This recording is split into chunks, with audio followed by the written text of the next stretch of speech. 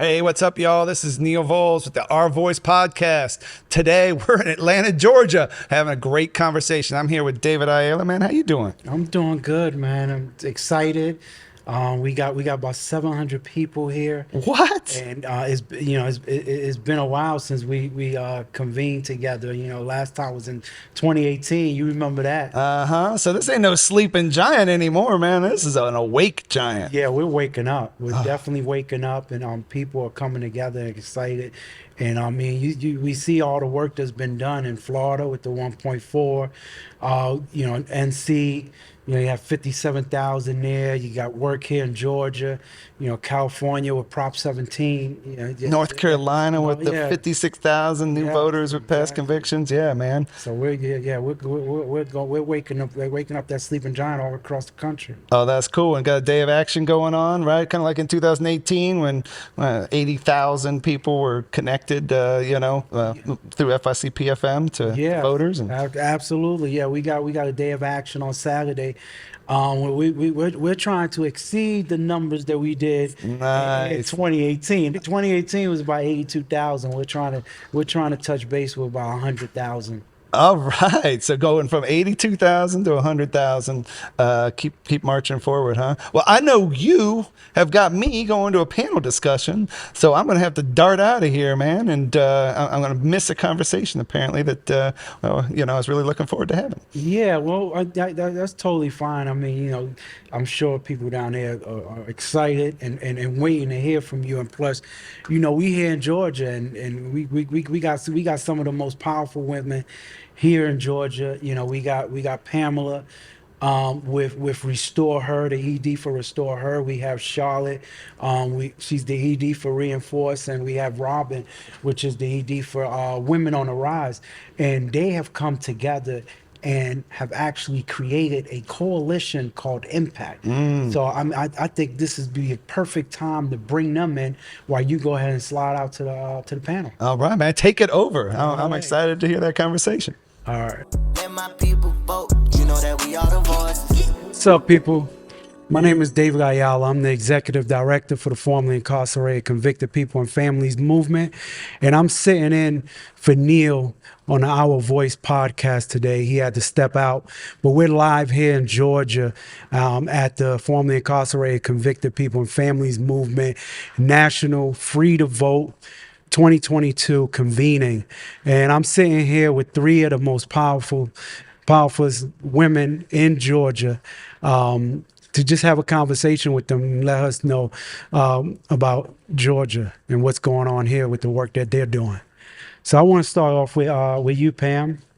If you tell us a little bit about yourself and tell us, what are you working on? I am Pamela Winn, originally from Atlanta, Georgia, and founder and president of RestoreHER US America. We are a policy advocacy organization that works with directly impacted women on advocating, education, repo, justice, and civic engagement.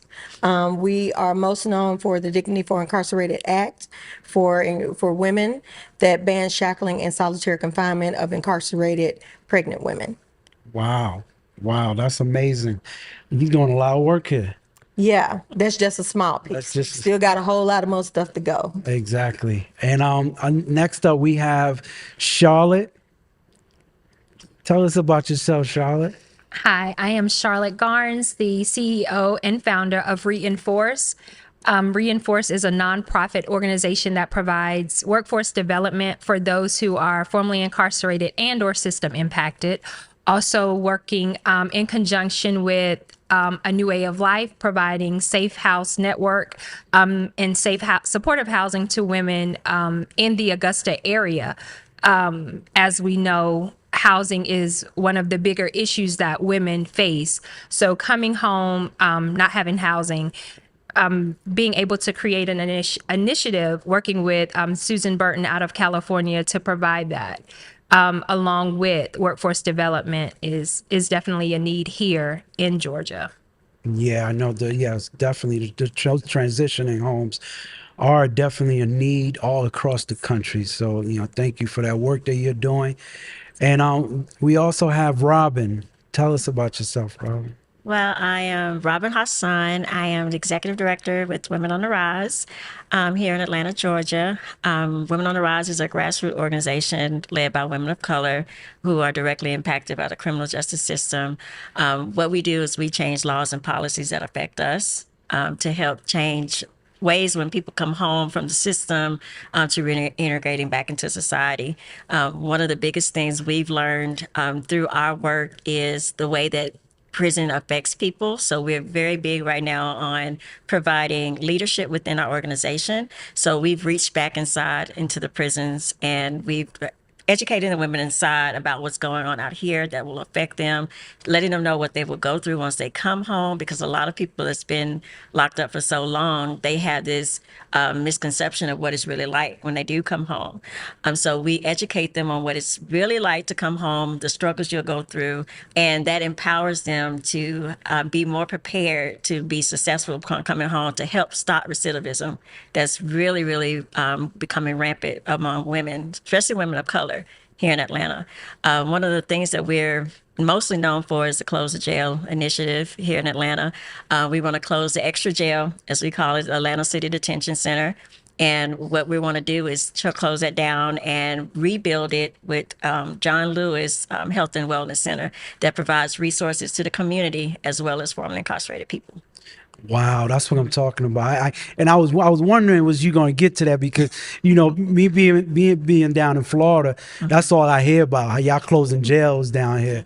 Black closing women them up. closing jails. Yes. Yeah, that's some amazing work. I want to first I want to thank all three of you for the hospitality and just welcoming FICPFM to your city. It's Honored to have y'all. Thank you. It's been amazing. And we're just happy to be here. We have close to 700 people here from all across the country. We're looking to do a day of action with you guys, and we're really excited about that. I want you guys to tell me a little bit about what brought you to the work. And I'm going to shoot it back at you, Robyn. We'll come back this way. Being formerly incarcerated myself, I spent 10 years inside of Georgia State prisons. And once I came home, I ran into Pamela Winn, who's former executive director. And I didn't know this work existed. I didn't know anything about criminal justice reform. And so I became really inspired to see how we can go from being incarcerated and beat down and, dehumanized to now we're, telling mayors what they should be doing. And we're talking to city councils and our voices are being heard. And our stories can become something that can uplift us instead of hindering us. And now it's like to the point where I hold my head up high when I say I'm formerly incarcerated, when before it was like a walk of shame that you were saying that you've been inside jails and been inside prisons. Now I use that as a tool to make change and within our community. Awesome. Yeah, I do. I relate with that. I mean, stories are so powerful, and I've seen so many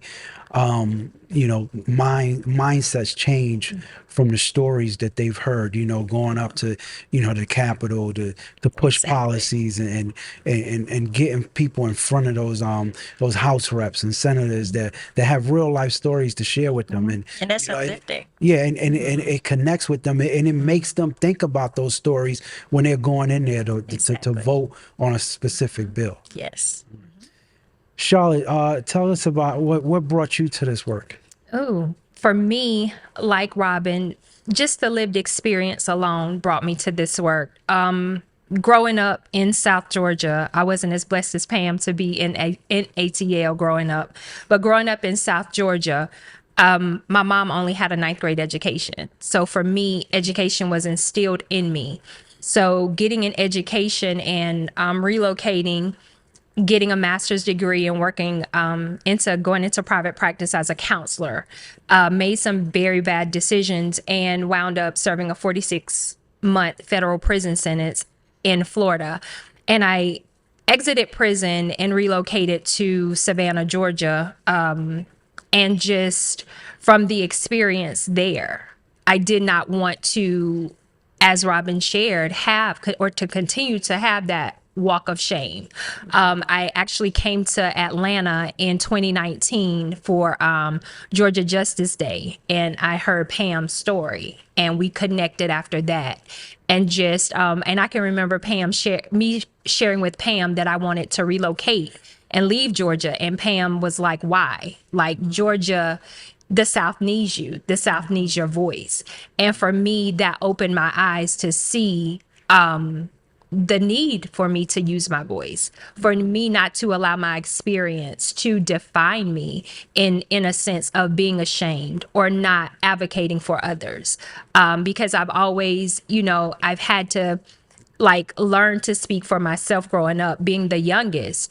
And when I became, when I had that power to do that, I enjoyed using that to call out rights, to call out wrongs, or to advocate for others. So for me, it became, if I don't use my voice, who's going to know, and how am I going to change systems or just anything that's not right? So for me, it became my personal mission, and it still is, to make sure I'm doing what I need to do to use my voice to help other people and not only myself. So Wow. Wow, that's an amazing story. And I want to ask you, so you were at Coleman?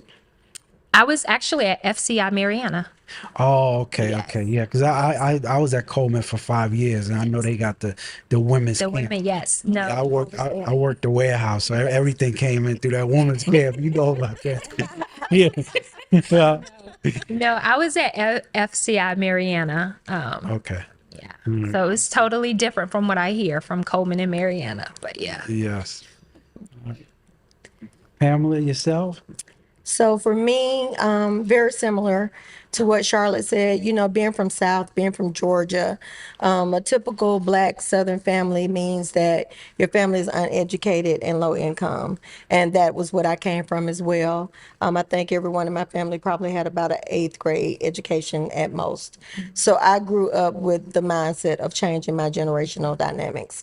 So being a first generation high school graduate to go on to college, get several degrees, and pursue a career in nursing as a surgical nurse, homeowner, all of the things, entrepreneur, checking off all of those boxes, and then to make a poor mistake because coming from where we came from, there was nobody you can go to and say, well, I'm having this problem with my business. Can you give me some help and tell me what to do? You just kind of figure it out on your own. And figuring out on your own was not the correct way. And it cost me a 7-8 month federal sentence at Coleman. And from there, during my incarceration, I was pregnant. And being pregnant and being shackled every time I was transported caused me to fall and miscarry my baby. And then during my miscarriage, I was shackled to a bed. I had two male officers between my legs that refused to give me privacy. And then I was placed in solitary confinement right after that. And coming home and being told continuously by everyone that there was nothing I could do about what had happened to me, I just refused to believe it. And I started a petition on change.org. And it just kind of went from there. The petition got over 100,000 signatures in less than a month, caught the attention of Senator Cory Booker, and my work began. So my work actually started on a federal level, and then I scaled it down to Georgia because I wanted to focus here in my home and make some changes here. And then we, started here. So everything I do, I originated here, because this is the cradle of the civil rights movement. We are the epicenter. So, as Georgia goes, the world goes. So everything starts here. And once I get it done here, I scale it out, on a national level. And so that's how I came to the work. Wow.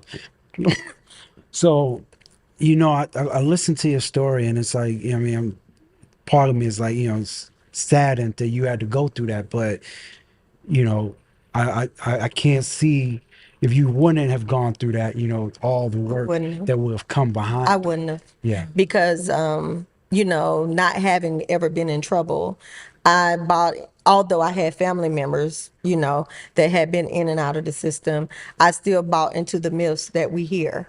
They get everything they need there. They're okay, that type of thing. So like when they would ask me for money, I would give them money, but it wasn't urgent to me, because in my mind, I'm like, they got everything they need. When I get a chance, I'll do it when I get a chance. So I think it took, and I used to ask myself, I had checked out every box from a kid that I wanted to do. Why did this happen? And now I know the answer because it was for me to see that, to learn that, so I can do the work that I'm doing now. Because I would have never stepped this way. Absolutely. Yeah. Absolutely. So I'm go back to a little bit about our national convener here with FICPFM, and we picked Georgia for a reason. It didn't just come up, oh, let's go to Georgia. We do understand the importance that Georgia plays in politics. And we wanted to be able to come here and empower the movement, and so we come here, while we want to, celebrate our 10-year anniversary, we want people to come together, we want to, uplift the work that we're doing here. What's most important to FICPFM is really making sure that there is a foundation here with regards to formerly incarcerated people, and you guys have come together, and while you're running your own individual organization, have come together and created IMPPACT. Tell us a little bit about IMPPACT, and what do you see, where do you see IMPPACT 2-3 years from now? You want me to start? Go ahead. I start. Yeah. So IMPPACT was a vision of mine. As part of my policy work, one of the other wins we had besides the Dignity for Incarcerated Women's Act was the Probation Reform Act. And with the Probation Reform Act, we were able to pass SB 105, which allows any Georgian that has been on probation for 3 years with no new violations and paid restitution to terminate their probation. And here in Georgia, if you're off paper, you can vote. And on the day that Kemp signed SB 105 into law, well, the whole time we were working on it, my mind kept saying, these people are going to be eligible to vote. And whenever someone would ask me about it in an interview, I would deviate from because I understood that they didn't know that. So what I have learned about my work in politics and state, with state legislators, there's a lot they don't know. I spend 90% of my time educating them on things and why they should be passing some of the policy that they pass. And I know they didn't know this, especially Governor Kemp. So I would always deviate and say the purpose of the bill is to, reduce the number of people under correctional control, which was also true because Georgia has the most folks under correctional control in the world, the entire world. So that was true, but also so they could vote. And on the day that he signed the bill into law, it allowed 56,000 people on that one day to be eligible to come off of probation. We already had over 80,000 formerly incarcerated people here in Georgia that were eligible to vote that weren't registered and not voting. And so I was standing there while he was signing. In my mind, I was like, this is over 136,000 folks. And we turned Georgia blue with 12,000 votes. If we can get a quarter of our people to buy in and use their power and use their vote, we can impact the vote, and we can say what things look like for formerly incarcerated people in Georgia. And as it came to my mind, the word impact just stuck with me. And impact is actually informing marginalized people's power and cultivating transformation. And that's what I was like, that's what we're gonna do. And also in that vision, Charlotte and I always, any opportunities I've had, I pull her in, and other ladies here that are leaders in their field of work, that are directly impacted. I always try to include them as much as I can. And so when coming up with IMPPACT, I was like, this needs to be a coalition of directly impacted folks leading this work, because that's another narrative that I work hard for, doing policy, because in the space that I'm in here in Georgia, we have a number of non-directly impacted organizations that have been around for 30 plus years, and they pretty much feel like this is their space and they run space. But you don't run nothing concerning me if you ain't sit where I sit and if you ain't lost the losses that I've taken. So you can't speak for me. That's right. And what is different about the way we look today is maybe 30 years ago, all of the formerly incarcerated people were uneducated and didn't know any better, and y'all could direct them and tell them what was best for them. It's a new day. We all are educated. We all have college degrees. We all can speak well, speak for ourselves, and we know what we need and we know what we want better than anybody else. And so we have basically taken that power back away from them. And that's what impact is about. You know, giving our people the voice, our people the space, and us taking care of us.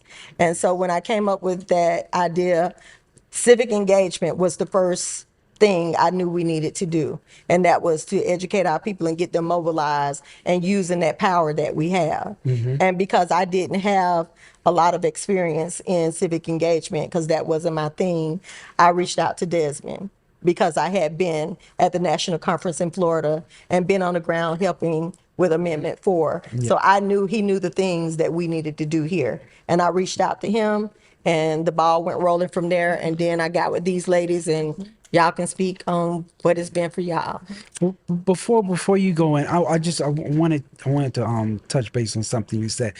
You were saying how these organizations that are not FIP led, Right. you know, have been doing the work for years, you know, on, you know, making policies and really dictating what they feel we should get, you know. And every time, and you know, I always think this, I've never said it, but we on Our Voice podcast and we gonna keep it real here. Yeah. But every time I think about those organizations that for years have been, you know, really making money off of us. Yeah. I think about the scene. I think the movie is Deep Cover, when Frank White he runs up in them and he tells them, "You guys got fat, filthy rich while we were starving." Yes.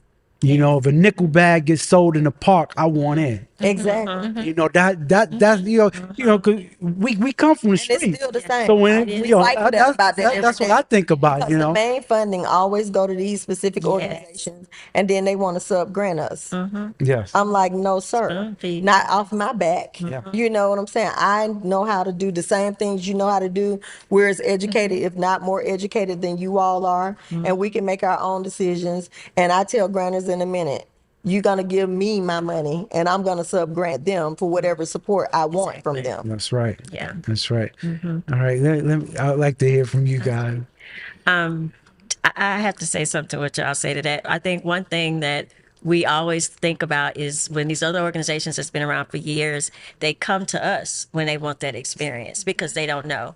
They come to us to get the information that they want to write their grants because they don't know. And then they spoon feed us a little stipend for our story. And I spoke with Pam about this, how we give our story and we talk about things that we endured, our pain, and we're exposing that pain. And then they don't do anything after, just release you, and then you're still walking around with that pain. Or Walmart gift card. Exactly, or a Walmart gift card, $40, $50. So that's one thing that we as Impact really want to let people know is that we're here and we are our own voice and we can carry our own voice, and we do not have to reach out to them for anything, that we can do what they do, but much better. And then also letting them know the power that they have by voting. A lot of people have never voted, or they think, oh, it's one vote. But when we try to explain to them that we're formerly incarcerated people and there's things that affect us that never gets talked about at the ballots, doesn't get talked about when people run for office, if we stick together and let people see our power, we can put those things into people that are running and let them know this is what we need you to do. And we have 130,000 people backing us that will support you if you recognize us as a people and our needs. So our needs to get addressed and our laws can get passed to make our lives better. Exactly. And so you asked, what do we see as a vision for 2 to 3 years for impact? And for me, impact is Georgia, literally. And not just Georgia, but it's the South. It's impact Alabama. It's impact Mississippi. It's impact Louisiana. It's impact Florida. Because as we've all said and Pam has said, Georgia is the epitome of everything. Like, it's the epicenter to where all we have to do is create and move forward. Because people, as we saw in the last election, as you said, everybody waited on Georgia, everything to come in from Georgia. And we have just that much, if not much more power, because we know how many people are exiting prisons every day here in the state of Georgia. So impact will be Georgia within 2 to 3 years. It's a coalition of 5 of us, 5 organizations, and we all have our own vein that we're tapping into, to where we're the voices. We may not know as much about policy, but that's why we have Pam. That's why we have relationships with FICPFM and other FIP-led organizations to sit down with us, to give us the tools we need to be able to take this vision forward. So within 2 to 3 years, Impact is Georgia. It is the only formerly incarcerated led movement, organizations, coalitions within Georgia that's handling everything: housing, mental health, closing the jails, healthcare, policy and advocacy, workforce development. So it's those things that we need. And it's, as I said, is for us, by us. We're having to take care of ourselves, because we've seen when we voted people into office, when they've gotten that vote and they've been sworn in, formerly incarcerated people are left by the wayside. So we're saying, we're taking that power back to say no more of that. If you're going to get in office, if you've gotten in office off of our vote, we're going to hold you accountable. And that accountability is what impact is going to look like. Yeah. Wow. I love the fact that you guys, you're not just thinking about now, but you do have a vision. And and I would just encourage that no matter what, no matter who you talk to, don't let anyone discourage you from your vision. Because I spoke about it today.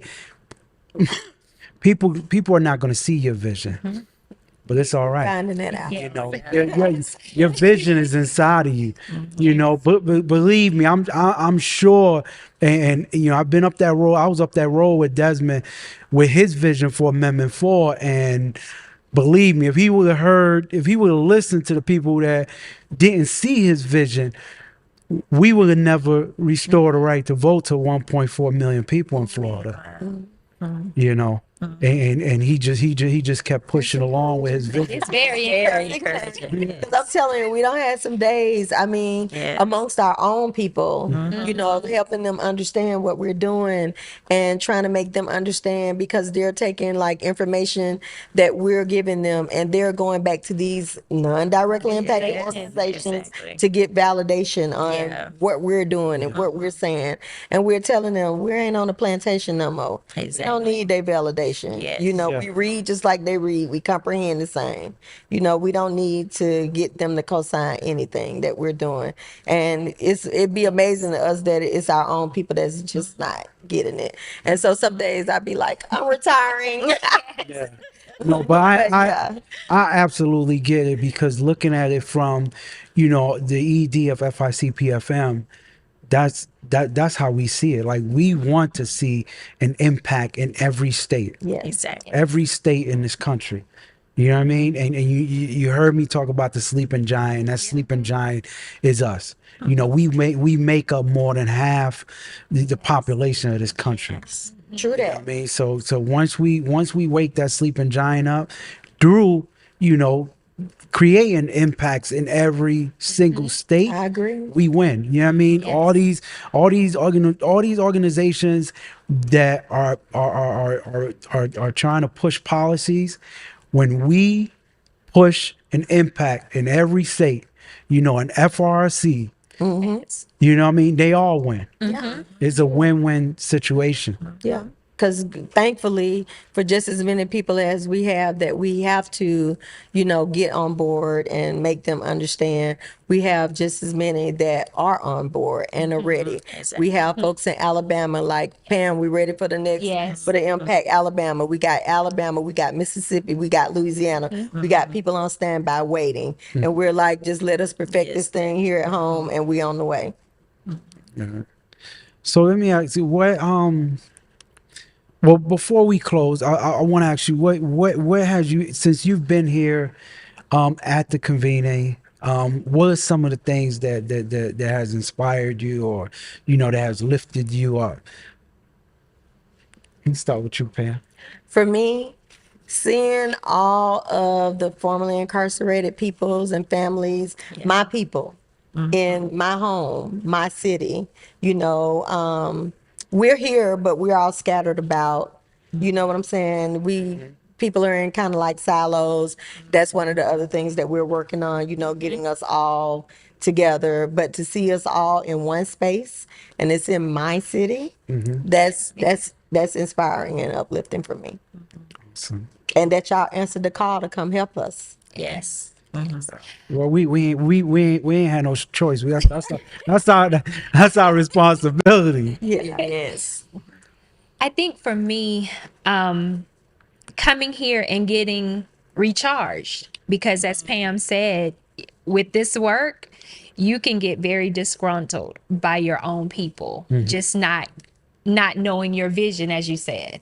And for them, it's just, oh, I just need to go knock on doors. No, this is your civic duty. Like, you are changing lives and understanding and I hate to use this analogy, but the cross you bear by casting that vote, like, it's so much more bigger than just, oh, I'm just going to vote. No, like, you are about to change history. And so just getting people to understand that, it gets very daunting and gets very overwhelming sometimes when you don't necessarily have the resources, or as Pam said, having organizations that have been doing this for 30 years.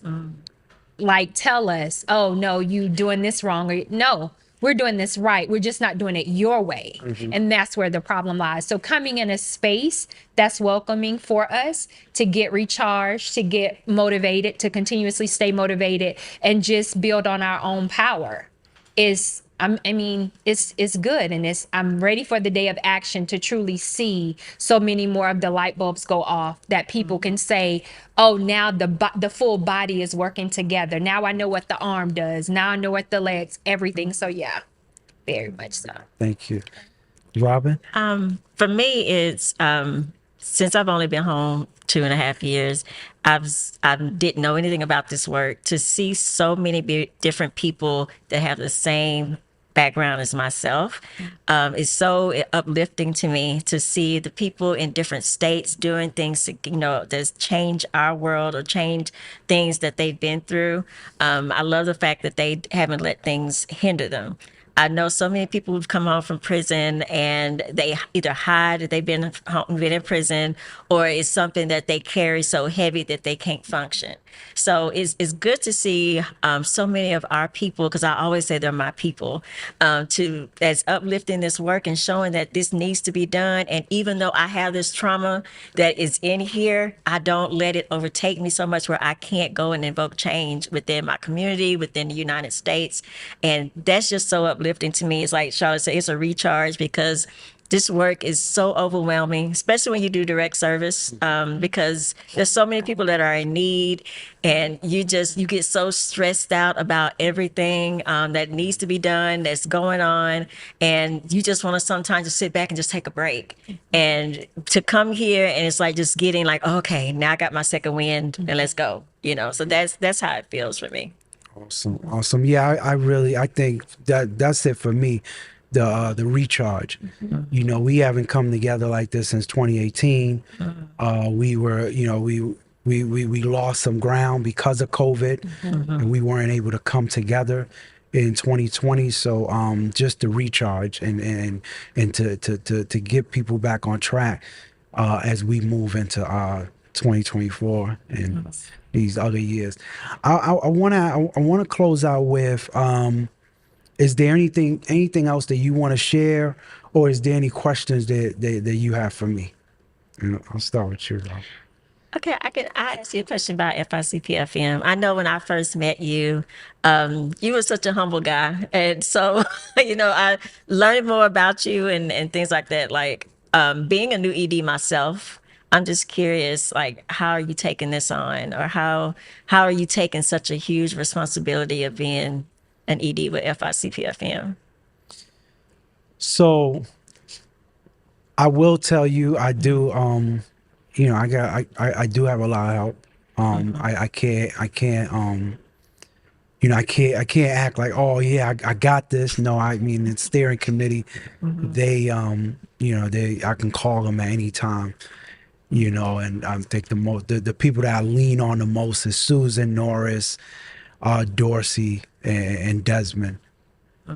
So I run things by them, but also just understanding that not trying to moving forward, not thinking everything has to be perfect, because it's not. Okay. Everything is not going to be perfect. Things are going to be fall apart, or everything may not be exactly the way you want it, and somebody's always going to complain. That is great to hear.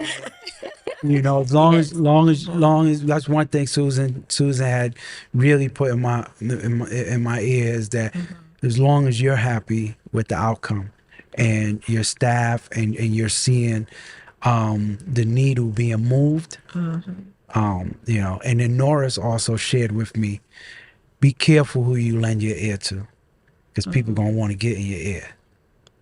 Okay. And once a person knows they got your ear, they know they can tell you anything, and everything that they tell you may not be helpful.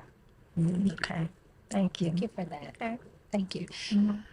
I guess for me, I guess I'll ask a question.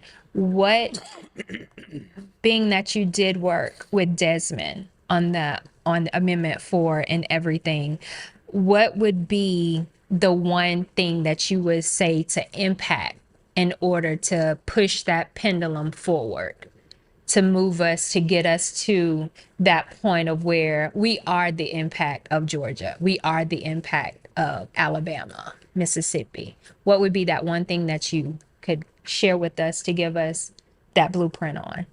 Talk to everybody. Talk to everybody. Everybody. I mean, you be in your local store. Talk to everybody. And I know it's difficult. It was difficult for me getting out of that comfort zone. Yes. But and I, people that are close to me know I'm an introvert. But I got out of that and just spoke to everybody, and even me talking to everyone, I learned that when most of the time when we were out there getting petitions signed, most of the time the people that will push back and not want to sign the petition were our own people. Yes. When I say our own people, I'm talking about people living with a felony conviction. They will push back, and the reason they're pushing back, they don't want to explain the reason they're pushing back, is because they couldn't sign it. Got you. So when people would push back and not want to sign it, it would make me want to talk to them more. Like, why you don't want to sign it? And hear from them, and then tell them, I'm living with a felony conviction. Do you know anyone? And see if they open up. Okay. Thank you. Well, I'm not going to ask you no questions. I'm just going to say I'm ready for tomorrow. I'm ready for this day of action. I'm ready to get the feet on the ground. I'm ready to do the thing. When I was downstairs, Norris asked me, Pam, what kind of numbers we looking at? We want to get tomorrow. How many touches we want? I was like, well, we were hoping for 50,000. He was like, that's all? Yeah. He said, we did He said we did 80 in Florida. He said we trying to set a record. We going for 100 plus. I'm like, let's do it. 100 plus. Yes. Yeah, yeah, and and you know, now that you mentioned, I want to give a shout out to our national organizer, Mike Biggs. Yes. He's been cutting that turf. Yes. You know, making sure the phone banking is in place, the texting, and I believe the number that he has set for us to hit is 100. Yes. So, Good. We gonna take care of Mike. Yeah, we Yes, definitely we are. but it's been great talking to y'all, and once again, thank you for the hospitality. Thank you for welcoming us. And where can I go eat?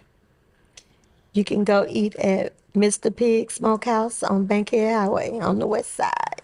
Okay. All right. I'm gonna hit that spot up. All right, guys. And thank All you right. for having us. thank you. Okay. Thank Thank you. you. All right. See y'all later. And my people vote, you know that we are the voice.